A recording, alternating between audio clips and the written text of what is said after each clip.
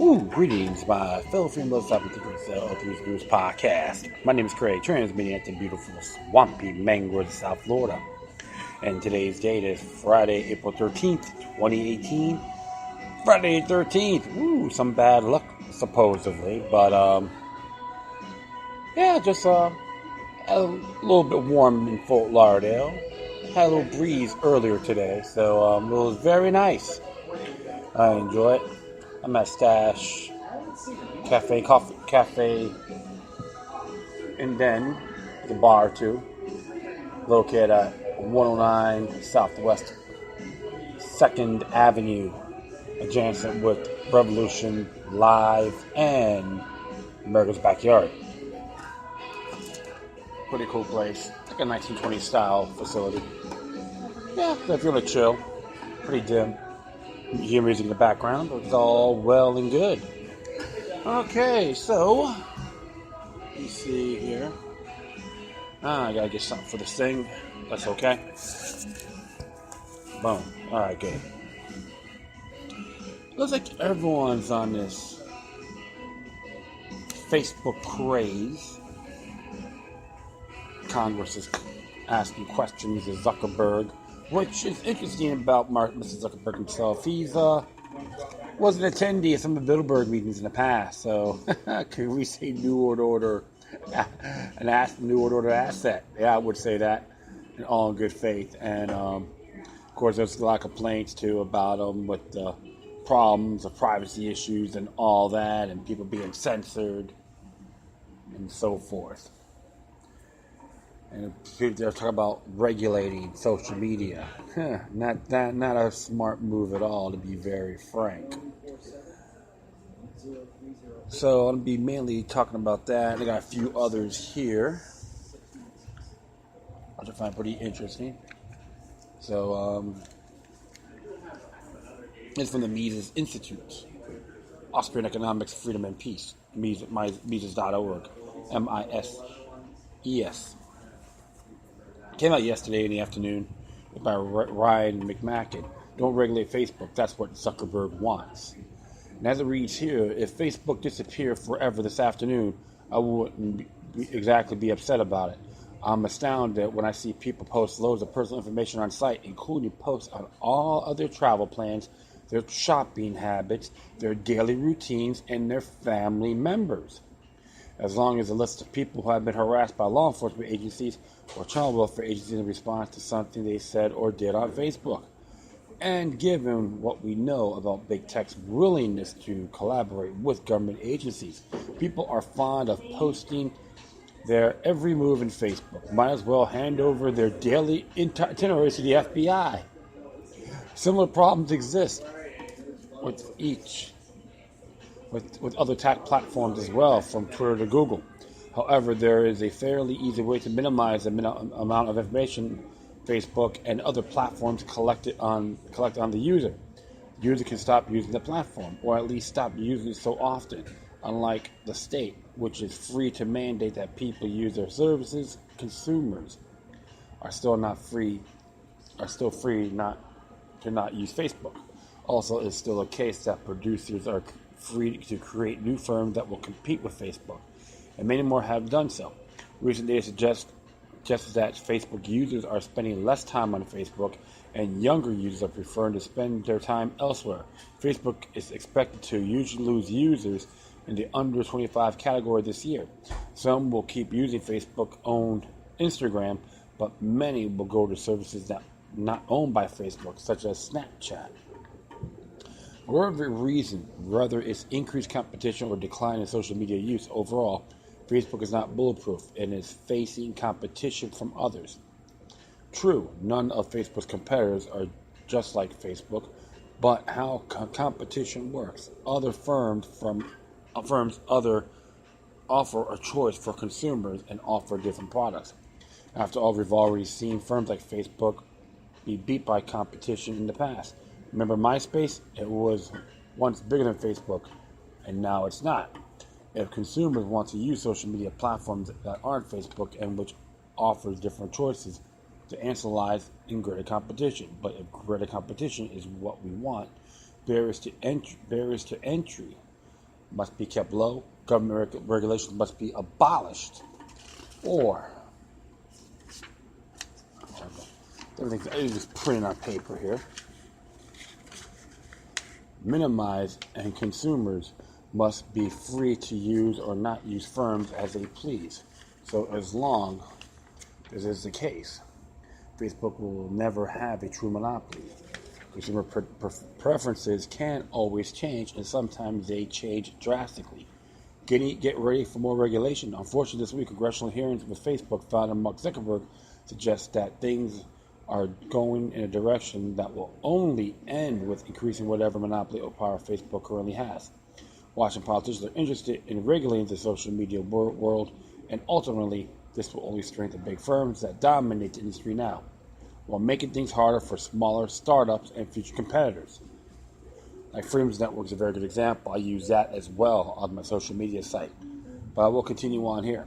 Oh, sure, politicians are making a big show of how concerned they are about everyone's privacy, although it's embarrassingly obvious that elderly and out of touch with reality members of the Senate have no idea how social media works.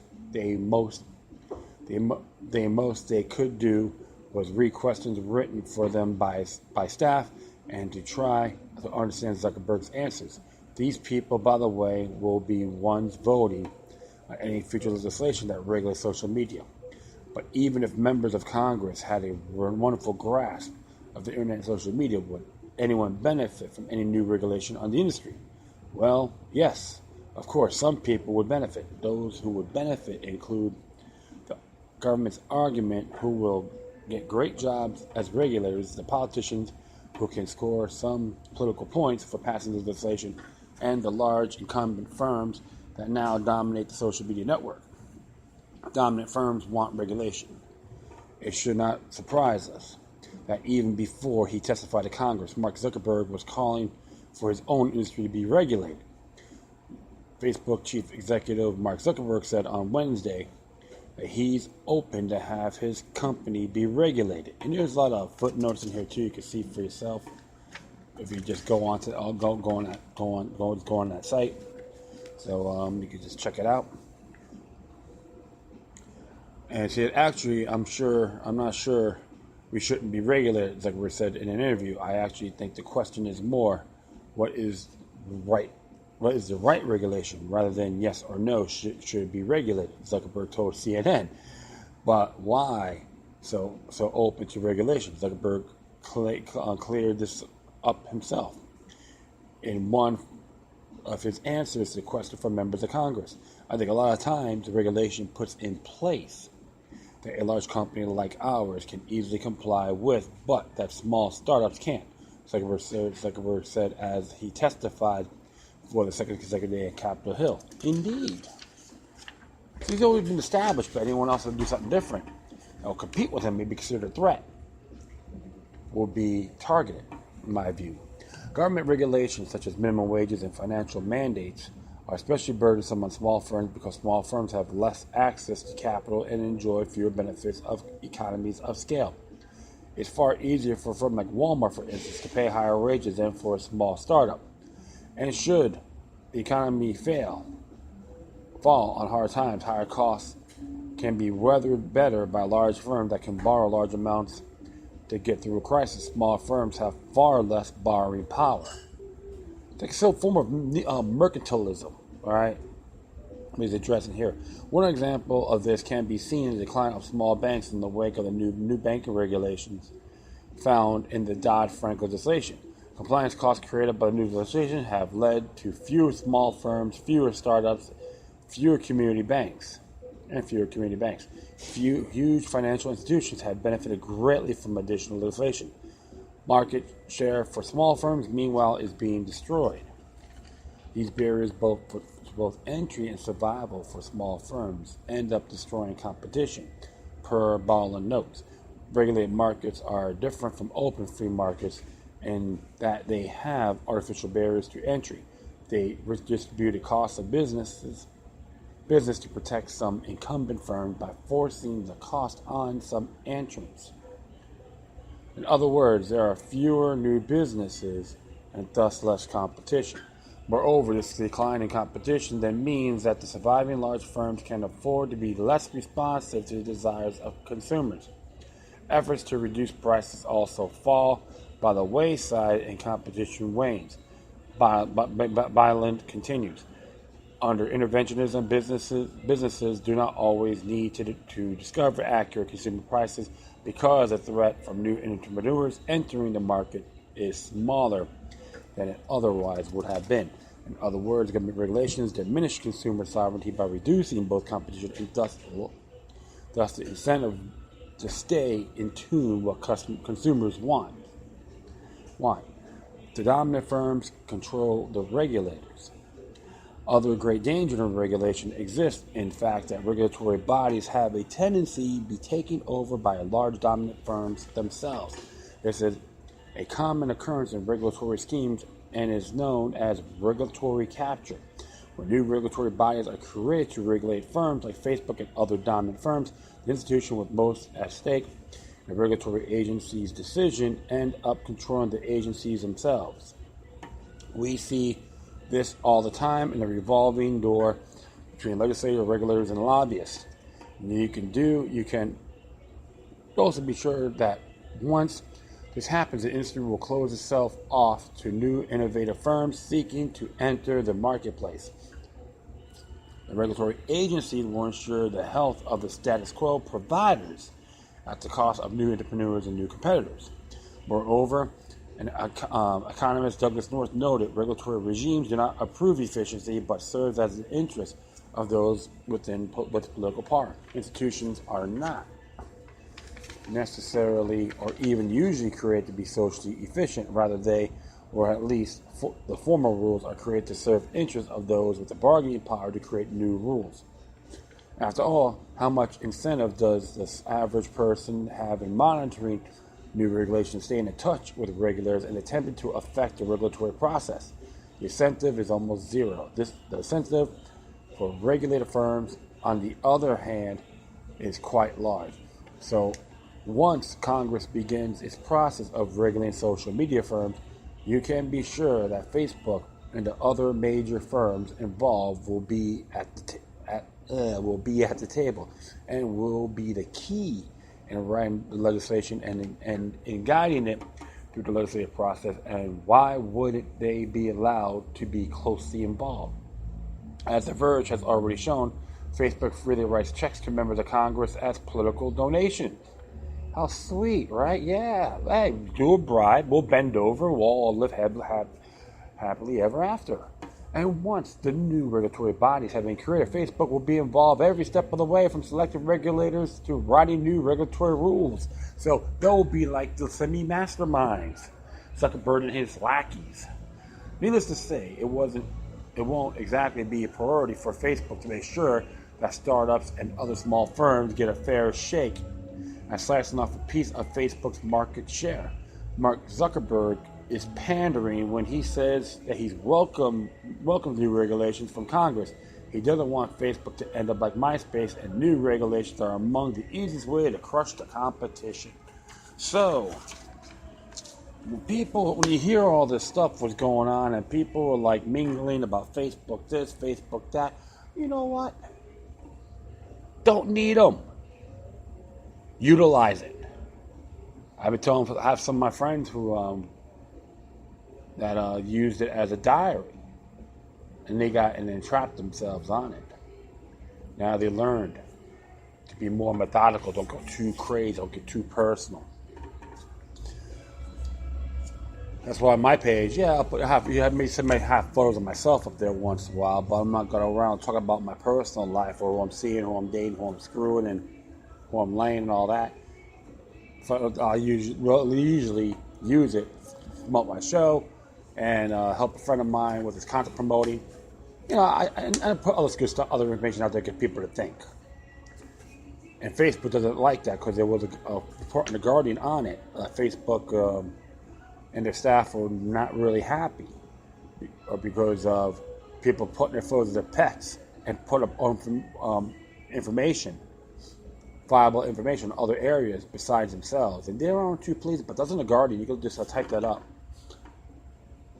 One of the things I gotta say, hey, Leave it alone. Let nature take its course. There's other great social media sites that are popping out of the woodworks, man. And that's why I use minds.com, futureclub.net, futuresnet.club, Freedom's Network. Freedom's Network is really small, but you should check this out, man, to see what they provide you and all that. Of course, Steam It, that's a real good one also. So there are social media sites out there. You don't need Facebook. Facebook needs you more you need them. That has always been my perspective when I first got on the Facebook bandwagon or the move, just to check it out and connect with people. Yes, it has some great things, but absolutely.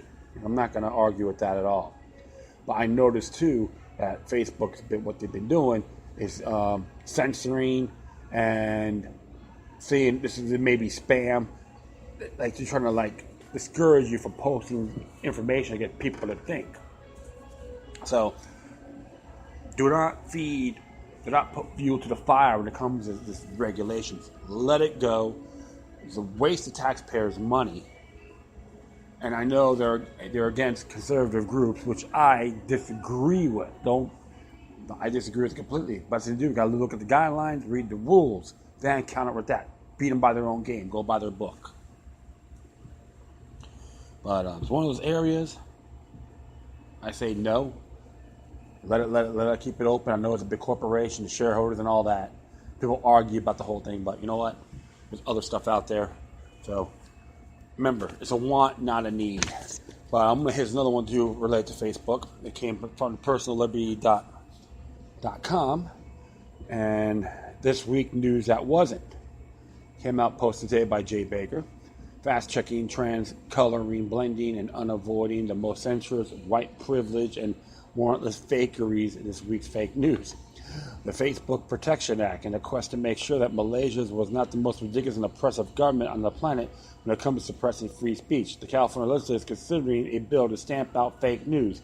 Fake news being, of course, any news that is not approved by pointy-headed social justice warrior intellectual types occupying cubicles in government buildings.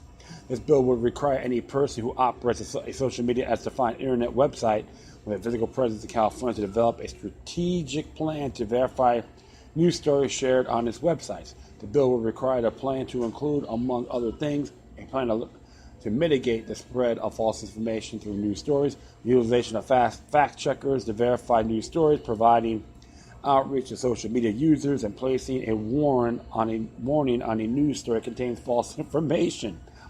One might also call the Facebook Protection Act, given that Facebook is already censoring anything it considers fake news, which they've seen means anything not produced by the propaganda mainstream media and any alternative to the right of the Huffington Post. Facebook has already employed a number of cross-out censors, fact checkers, and introduced censoring algorithms. And Facebook CEO Mark Zuckerberg is already providing outreach in many forms, not at least, which is setting for a grilling in the district of criminals by a bunch of fossilized ninny-muggins who questions made them sound as if their experience with computers began and ended with Apple IIs.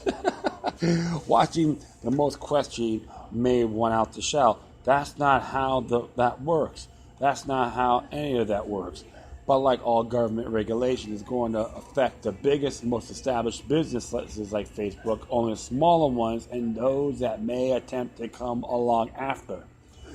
The chief spreader of fake news in California, Facebook has tons of money to spend complying with even the most absurd regulation, and a central planner can conceive while any struggling small operations and startups with a great idea but limited resources will be prevented from making their fortunes in California. Regulations are, by and large, protection rackets for corny businesses, and there are few businesses with more scratch to spread around than Facebook. California law doesn't provide for a fine and 6-year prison term like Malaysia's, but it does open the door for any and every sort of penalty provision the regulators want to apply down the road. As our friend John Rappaport notes, in case you believe there are too many websites and blogs based in California to enforce a new draconian law, let me explain how the game works. Behind closed doors, the state government would decide to focus on a few big issues. For example, gun control, vaccines, and immigration. Enforcement agencies will go after the biggest internet operations expressing politically unacceptable points of view on those subjects. At first, a spread of smaller operations will feel the heat later. So-called fact checkers will come from government-supported groups who agree with official positions. In other words, they wouldn't be fact checkers at all. They would be a prime news fakers. Exactly. Censor. So what's interesting, because it's very, so you can say the state of California, what they're doing right now, could be violating of Article 1, Section 1, natural law. You guys look it up yourselves. And it says, speaking of Facebook, it wasn't just Russian bots that tripped up Facebook last year. A middle-aged white man in Australia. It seems racist to point that out, but CNN Tech did so, as it suggests that white people can't think that Black Lives Matter. Created what became biggest Black Lives Matter page on Facebook and managed to raise more than $100,000 for the cause, clogging streets, bashing windows, and setting up buildings on fire. And at least that's sort of what he said. What happened was he used the money he raised to pad his Australian bank account. Apparently, Zuckerberg's lawn and censoring crew was too busy targeting conservatives of pro-Trump commentary like Diamond and Silk to be bothered with looking into that Black Lives Matter page, even after the company was made aware of the shady nature of the page's backers and PayPal patron donor box and Classy had all suspended page's campaigns. The page remained active until a week after a CNN reporter began asking questions for its story. As a zenith, the page had almost 700,000 followers, more than twice as many as the real official Black Lives Matter Facebook page. In interviews with Black Lives Matter activist Pastry Color, CNN learned the real Black Lives Matter group told Facebook the Australian page was a scam a month ago, but Facebook did nothing. The man behind the fake Black Lives Matter page is said to be Ian McKay, a National Union of Workers official in Australia. The CNN reports he has registered dozens of websites, many on issues tied to black rights, including one named blackpowerfulfist.com. So maybe even though McKay's skin is white, he identifies as black. So who is CNN to say he's a middle-aged white man? He might even identify as a woman. Beware of those donation places, my friends, please. Because the title may be pretty, but the fine print blows, okay? So always observe responsibly. That's the moral to that story. Was Melania Obama suspended after anti-white speech? A new meme is making the rounds on the interweb that claimed that Melania Obama was suspended from Harvard after delivering an anti-white speech titled "A World Without Whites." White people are so 1960s. Psych, she's reported to have said.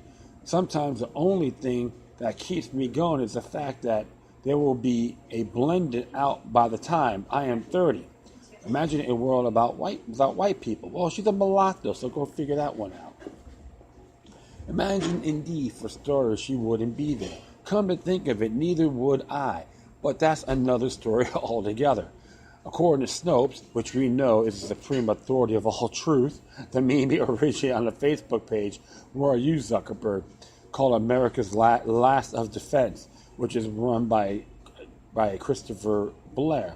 The page describes itself as satire with the statement, "Nothing on the page is real. It's a collection of satirical whimsies of liberal trolls masquerading as conservatives. You have been warned." Well, of course, that's satire. Had Malala imagined a world without white people in a Harvard speech, she wouldn't have been suspended. She had been given an honorarium, if not a teaching gig. Go ahead and remove the sticker. If you paid much attention to the electronic gadgets you and your kids are accumulating, you may have noticed that most of them come from strategically placed stickers warning, warranty voided if removed, other stickers, and fine print in documentation state that the warranty is likely void if you or third party perform repairs. Well, friends, guess what? That's fake news. The Federal Trade Commission put 6 companies on notice this week, telling them in a warning letter that warranty practices violate federal law. The 1975 Magnuson-Moss Warranty Act prohibits manufacturers from putting repair restrictions on devices on which they provide warranties. This applies to any electronic device that sells for $15 or more. Despite the law, almost every manufacturer discourages the use of the stickers or fine print language consumers from making their own repairs with threats of voided warranties. According to Motherboard,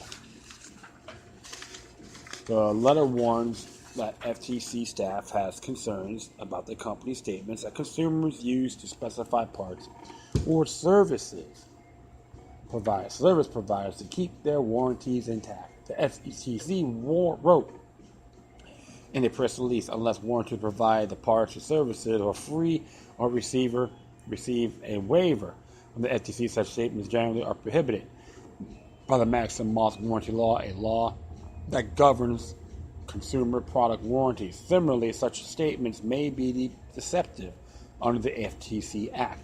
The FTC isn't releasing the names of the manufacturers it cited. It will just say they market and sell automobile cellular devices and video game systems in the United States. That means it is safe bet that Sony PlayStation and Microsoft Xbox, which are the 2 biggest game console platforms, which come with the warning stickers, are the 2 of the FTC targets. Motherboard reports that companies have 30 days to update their websites to comply with federal law or risk further action, according to Motherboard.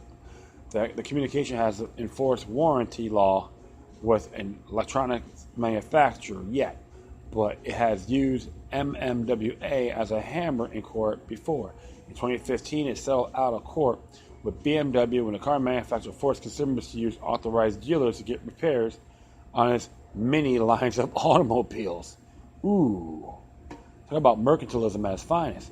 I'm going straight home to remove the sticker from my mattress. Well. Interesting here about a lot of stuff is happening where government knows best and all that good stuff. But, you know what?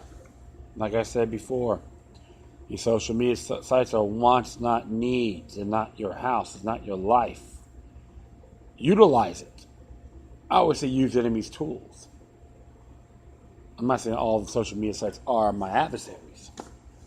But one thing for sure. Use common sense, folks. Don't get too personal. Because I posted memes like that for a long time just to give people a heads up. And stories. Some people may get offended by some of the stuff I post. But you know what? It doesn't bother me one bit. Just get people to think. That's one of the deals, one of the motives or purpose I have on these social media sites. And don't get me wrong, many of them do appreciate it. And some of you like disagree. We have awesome discussions, and we still talk today. I think that's the way it should be. And the one thing for sure, hey, you gotta spread the love. That's one of the areas I always let my friends know. Alright, I'll be right back, so stay tuned. Yeah. So, next thing I'm going to be talking about here, the whole hot topic about Syria and Iran. This is by Philip Girardi, and from LouRockwell.com. It says here, who wants a hot war with Syria and Iran? There's a vast industry in the United States that wants a hot war with Syria and Iran, as well as increased confrontation with Russia and China.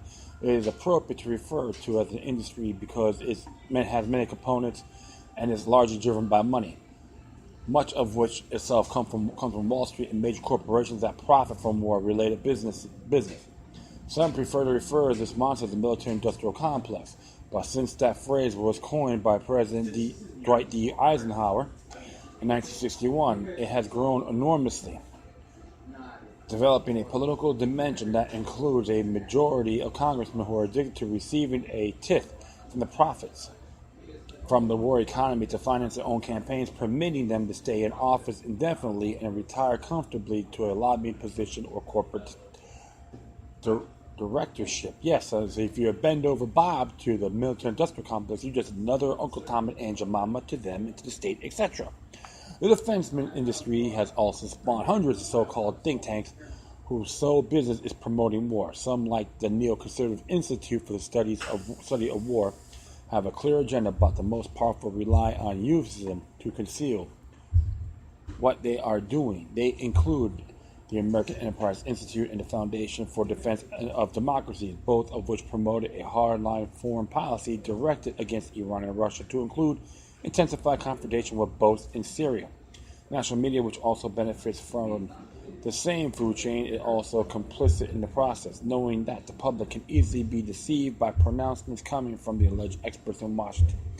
Leading politicians like Senators Lindsey Graham and John McCain led the pack, but there is no storage of lesser-known congressmen to also raise the cry about foreign threats to national security. Regarding development in Syria, Graham advised last weekend that Trump must attack and destroy the Syrian Air Force or look weak, while McCain said White House talk of pulling troops out of the country had emboldened Assad. We'll just put those two old bags of pus on the front. Let's see how tough they really are. Bunch of spoiled brats that they exhibit themselves as, right?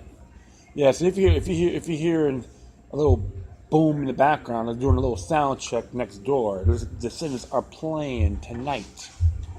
So if you're in Fort Lauderdale, check it out. Good show. I will continue on here. Unlightened, the self-interest prevails with the White House over the formulation of policy, with the public interest completely lost from sight as high official jockeys in support of the agenda being promoted by those with money and access to those in power. There is no other explanation for the astonishing performance last weekend, which pushed the United States closer to a new war spite of Trump's either expressed claims that he wants to exit from Syria, a comment that he quickly backed away from under pressure from the Israelis and Congress. But now we have the dubious narrative of a horrible new chemical weapon attack in Syria and the Israelis, who have spent the past 2 weeks shooting 2,000 unarmed demonstrators, have attacked a Syrian airbase, killing 14, pretending that they care about civilian casualties when all they want to do is jumpstart a 7-year war in which has been winding down. That is a fact. So, folks, just do your homework on this. You won't be disappointed. Anyone can see there is something not quite right about this latest chemical attack, supposedly implemented by Bashar al-Assad, just as his troops are about to finish off the last rebels near Damascus. But Donald Trump apparently could not appreciate this, that the Syrian government had no motive to use chemical weapons, while the rebels who control the space where the attack supposedly took place have every reason to motivate an international coalition to attack the Syrian army. At 8 a.m. on Sunday morning, the President of the United States sent out this tweet: "Many dead, including women and children, in mindless chemical attack in Syria. Area of atrocity is in lockdown and encircled by Syrian army, making it completely inaccessible to outside world. President Putin, Russia, and Iran are responsible for the backing of animal Assad. Big price to pay." Donald Trump could not have possibly known who staged gas attack so soon after it occurred, but he felt compelled to tweet something anyway. And it was not as if other observers hadn't suspected that a big lie was coming. Days before the staged attack, the Russian Defense Ministry warned that a false flag incident was being prepared. 1 hour later, the Sunday morning talk in the U.S. were full of reports about the Syrian regime's use of chemical weapons. No one contradicted that narrative, and the news was soon headlined in the latest editions on the Sunday papers. Fake news had won out again.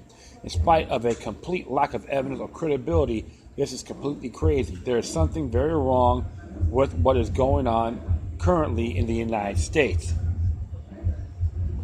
So you hear some drums in the back, which is all well and good. So, very interesting there too, because even Wesley Clark made that little statement. Syria is supposed to be one of the next countries to be attacked. within 7 years. So could we call this imperialism at its finest? New World Order 101? Absolutely. It's the third time they're that desperate of attacking Syria. And one of the reasons I can say this in good faith, you want to put the pipeline in there, which if I'm correct, his father said no to. All right? Yeah, I'm not saying I'm praising Bashar al-Assad as some great man, great dictator. I'm not going to declare that. However, they got their issues, and some people in that country may not be crazy about the man, but outside interference isn't a solution. It's a micro solution to a mega problem. So, President Trump, stand down. Sometimes I may think he's just calling his bluff. See how people react. Remember, he's a hustler. To an extent. He's a businessman. That's how they do things. In general. I could be mistaken. But the truth of the matter is, if he's really serious that the United States should get involved in the coalition attacking Syria, stand down. And you know what? If you're gonna attack, Mr. President, on supporting the attack on Syria, you go on the front line with John McCain and Lindsey Graham, and let's see how diligent you individuals really are. You can bring in a lot of Democrats in there as well because they're just as responsible. Bring Chucky Boy Schumer, Dumb Down David Wasserman Schultz, Ted Deutsch, and Bill Nelson. You may have seen him say his name twice. One of the areas that really turns me off. So stand down, Mr. Trump. Do us a favor. In the name of the Republic. You want to make America great again? This is not a great recommendation. It's a terrible endorsement. Okay, well, speaking of Trump, this one came out a couple days ago. It was printed by Newsmax, but originally appeared at the Gatestone Institute. And this one's entitled DOJ Firewalls Taint Teams Don't Protect Fourth, Sixth Amendment Rights. It's by Alan Dershowitz. It's a reference to what happened to Donald Trump's attorney. FBI raided and all that. And according to this, Mr. Dershowitz himself said it's very dangerous. And I'll explain here in this article. It says here, many TV pundits are telling viewers not to worry about government's intrusion into possible lawyer-client privilege communications between President Trump and his lawyers, since prosecutors won't get to see or use any privileged material. This is because prosecutors and FBI agents created firewalls and taint teams to preclude privileged information from being used against the client in a criminal case. But an analyst completely misses the point and ignores the distinction between the Fifth Amendment on one hand and on the Fourth and Sixth Amendments on the other. The Fifth Amendment is an exclusionary rule. By its terms, it prevents material obtained in violation of the privilege of self-incrimination from being used to incriminate a defendant. That is to convict him of a crime. But the Fourth and Sixth Amendments provide far broader protections. They prohibit government officials from in any way intruding on the privacy of lawyer-client confidential rights of citizens. In other words, if the government improperly seizes private or privileged material, the violation was already occurred, even if the government never used the material from the person from whom it was seized. Not surprisingly, therefore, how firewalls and taint teams were developed in the context of the Fifth Amendment, not the Fourth or Sixth Amendments. Remember, who comprises the firewalls and taint teams? Other FBI agents, prosecutors, and government officials who have no right under the Fourth and Sixth Amendments, even to see private or confidential materials, regardless whether it was used against the defendant. The very fact that its material is seen or read by a government official constitutes a core violation. It would be the same if the government subreptitiously recorded a confession of a penitent to a priest, or a description of symptoms by a patient to a doctor, or a discussion of their sex life between a husband and wife. The government simply has no right to this material. Whenever it uses it against the penitent or the patient or the spouse in a criminal case. So let's not dismiss a potential violation of the rights of Michael Cohen and his client if it were to turn out that included among the materials seized by the government in the raid were private or confidential information or documents. The recourses for intrusions of the Fourth and Sixth Amendments are multifold. The victims of the intrusion can sue for damages. He or she can exclude it from use by the government in a criminal or civil case, or the victim can demand the material back. But none of these remedies undo the harm to privacy and confidentiality done to the citizen by the government's intrusion into his private and confidential affairs. So something like that about civil suit, that'd be considered Title 42, U.S. Code Section 1983. I posted on my past footnotes a while back, but you just look it up. You'll thank me later. An equally important harm is to important relationships that are protected by the law between lawyer and client, priest and penitent, doctor and patient, husband and wife, etc. If the ordinary citizen even seeing that even the president's confidential communications with his lawyers can be seized and pursued, he or she will be far less willing to engage in such communications. As a society, we value such communications. That is why our laws protect them, and that is why it should be extremely difficult for the government to intrude upon them, except as a last recourse in extremely important cases. From what we know, this case does not meet those stringent standards. Much of the material sought by the warrant could probably be attained through other sources, such as a bank, tax, and other records that are subject to subpoena. Moreover, the alleged crimes at issue, highly technical violations of banking and election laws, would not seem to warrant the extreme measures of a highly publicized search and seizure of records that may well include some that are subject to the lawyer-client privilege. Someday soon, government is going to have to justify its decision to conduct this raid. I challenge any reader who is not concerned about this raid to honestly answer the following questions. If the raid has been conducted on Hillary Clinton's lawyer's office and home, will you be as unconcerned? The truth now. He's absolutely right. It doesn't matter if you hate Trump or love Trump or in between. This is very dangerous. And one of the things I always tell folks is even we got to make sure we got to protect our adversaries' rights as well. If not, it can burn you. So this is one of the areas I'll always let people know. You cannot let this thing go. But the fact is, it can result to blowback. And that's why even with some people, they wig out when I talk on these few of these issues. But the whole thing is, it's got to be all on facts. And very concerning. And here's one quote people should learn about. He that would make his own liberty secure must guard even his enemy from oppression. For if he violates this duty, he establishes a precedent that will reach to himself, as we call the domino effect. That's by Thomas Paine, by the way. I love using his quotes because he's going on the man had a greater foresight, and people better be aware. You can have a disagreement with somebody, but if you wish them any ill, including government intrusion, it can haunt you when least expected. And don't say, how come it's happening to me? You gotta look at things across the board. Remember, government are like parasites. In Latin, it means control of the mind. They're like vampires. They are a parasite of society. So you have been warned. So pay attention and remain vigilant. Cool, so I got one more thing here.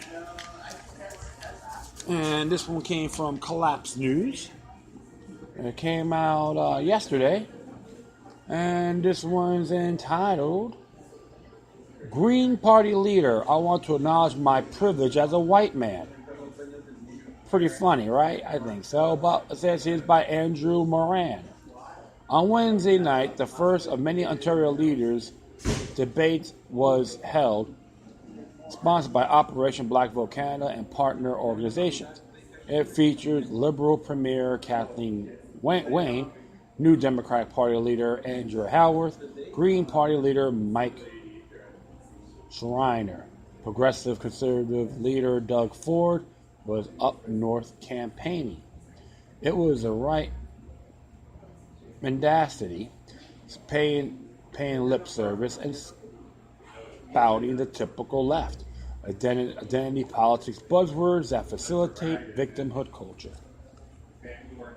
Wayne stated she has always known that systematic racism exists, while how it was vowed that the black community should never be alone. But the best line of the night from Schreiner, who represented all of the beta males in the Great White North. I want to acknowledge my privilege as a white man.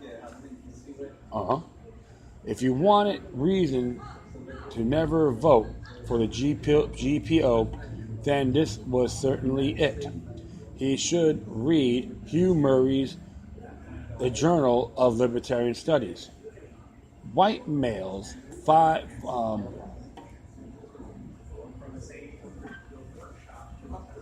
sorry about that. White males face government-sponsored discrimination if in high school, white male may be denied a chance to apply for special programs because he is not preferred a minority, or in some cases a female. There are scholarships available, but many cannot be awarded to white males. In applying for university admissions, will admit basically qualified minorities, but rejected qualified whites. While applying for a job, the same type of discrimination occurs.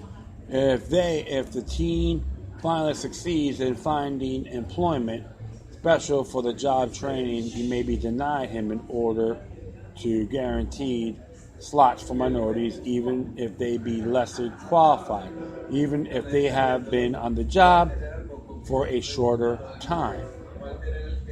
And how is this discrimination justified by the courts, our media, our academia? It is ignored. The debate was void of intellectual discussion and genuine topics affecting black Canadians, lack of nuclear families, the poor record of government schools, and black-on-black crime. That was said when Schreiner is going to step down and allow a black person to take his place. That's interesting. You got a train coming by, so hang tight. But there you go. So that's why I laugh when I hear about white privilege. People love using that term, these so-called activist people. And they look at me, I'm a white guy, I have privileges. No, my rights are natural born. And everyone in the Canadians, doesn't matter what they look like, I have natural born rights as well. I don't call the government and ask them, hey, government, can I carry a gun? I'm a white guy.